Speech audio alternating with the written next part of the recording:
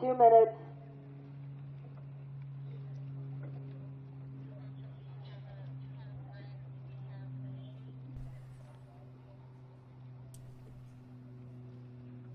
All right, we have the women's youth quadruple sculls with Founders in 0, Los Gatos in lane 1, Indianapolis Rowing Club in lane 2, Episcopal School of Dallas lane 3, Waterford lane 4, Pocock 5, Redwood Sculler 6, and Oak Neck Rowing in lane 8.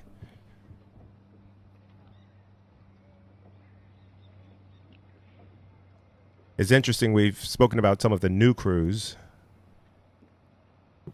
Seeing a lot of repeat finalists here as well. Strong programs. Yeah, Founders finishing in 3rd place last year in this race. Los Gatos, actually the champions a year ago. So they are looking for a little bit of a two-peat.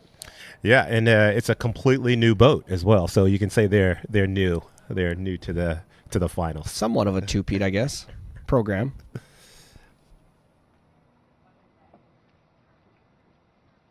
You know, there's a lot of tension as you sit here in the starting blocks. You have to remain loose. You're waiting for the aligner to say everyone's aligned. You can see the cam there, the Mixer Media Eye in the Sky cam. Finally, the Eye in the Sky cam makes its debut on the broadcast. It tries so hard to stay out of sight. It does a great job. Episcopal School, Waterford, Pocock, Redwood Scullers, Oak Neck. Attention.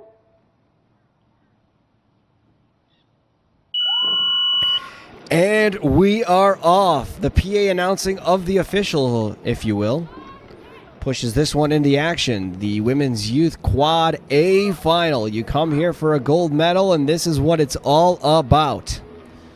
That's right, and we have some crews that are here, and they are out for blood. Founders, as you mentioned, finished 3rd last year, and right now they've laid down the fastest time. So over there you can see off to a quick start is Los Gatos, the reigning champions in this event. But we have a quick start off. We can see right across the water we have lane 3, lane 4, lane 5, all there in this race.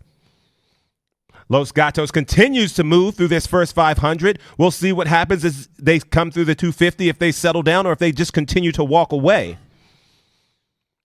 Yeah, you mentioned it's a new boat there for Los Gatos, reigning champs in lane 1.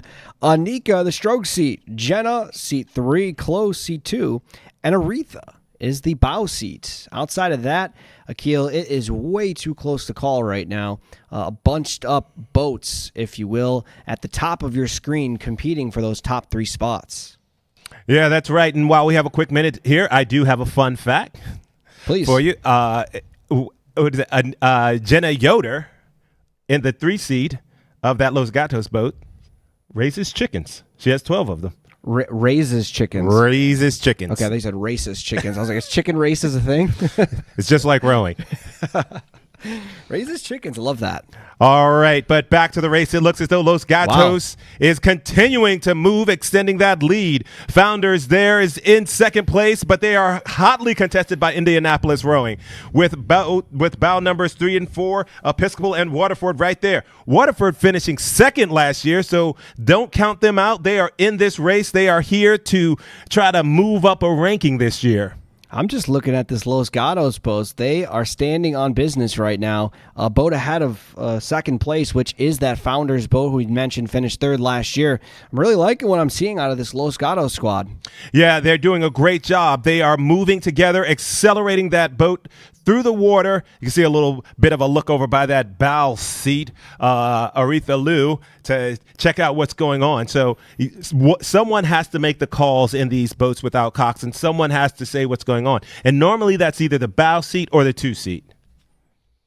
And not much separation across the field as well as we take this expanded view of the rest of the field on the water now. That's right. That Mixer Media Eye in the Sky cam is doing great work here, giving us a full view of all 8 lanes across the course. Yeah, that's Indianapolis Rowing Club, Episcopal School of Dallas, and Waterford just out slightly in front. But still, this is Los Gatos' race to lose right now as they are continuing their lead over Founders on the right side of your screen there in lane 0. Yeah, and it looks as though Founders has actually managed to hang on with them as Los Gatos looks as though they're putting on another move, trying to get away. But Founders is not having any of it right now. They are trying to stick with that Los Gatos boat, knowing that maybe they have a little bit more powder in the keg once it gets time to that sprint zone. You know, everything's game here on Championship Sunday. You have to come in with a plan, but you know what? Sometimes you got to attack. You have to change. You have to be adaptive, and you have to take opportunities when they come. Yeah, and right now it looks exactly like Los Gatos is doing that, taking advantage of this open water and continuing to dominate this race. Yeah, here's the move that made the difference. Right now, you can see that Los Gatos boat continuing to extend that lead. The question is, can Founders hold on? Can they find that speed that they had in the semifinals, you know, to really push this Los Gatos boat? And to give you an idea of just how good this lead is right now, Los Gatos 327.20 across the 1,000 meter mark. Second place, Founders, as we've mentioned throughout this race, 330.17, followed by Indianapolis Rowing Center in lane number 2, 332.48. That's right. It's hard to build a dynasty in rowing. You have so many pieces changing, but right now Los Gatos is doing its best in this women's youth quad. A dynasty, and it shows you what type of program they have, that they can have all new rowers come back to this race and have the performance that they're having right now. And, you know, we've spoken about the rowing throughout this regatta and the depth and the talent. And, you know, looking across this field right here, I'm seeing great rowing. And that Los Gatos boat is just laying down a crazy beat right now. And they are continue to move, racing for this youth national championship title in the women's youth quad. Yeah, final 500 meters of this race. Second place still is that Founders boat, but third place, the bronze position, very well up for grabs right now. We'll say between Indianapolis Rowing Club and Episcopal School of Dallas. That's right. You can see over in lane 4, Waterford, Pocock, Redwood, and Oak Neck doing their best, you know, trying to see if there's anything that they can do, but they may have left it for too late because right now we are getting close. We are getting into that last bit of the race. We are there along the shore. You can see the masses along the way, and right now this is it. This is the time. What will happen? Los Gatos has the lead, but can Founders come back? Can Indianapolis come back? What will happen? Episcopal is right there with them. We are getting ready. We are in that last 250 meters of the race, and this is where it's go time. Yeah, here we go. Final stretch of this one. Can Los Gatos continue to build off of all of this momentum that they've created throughout this 6.5 minutes? Open water lead over Founders with Indianapolis Rowing Club looking to secure that bronze, but right behind them is the Episcopal School of Dallas approaching now the finishing tower. They are in sight on shore and in the tower.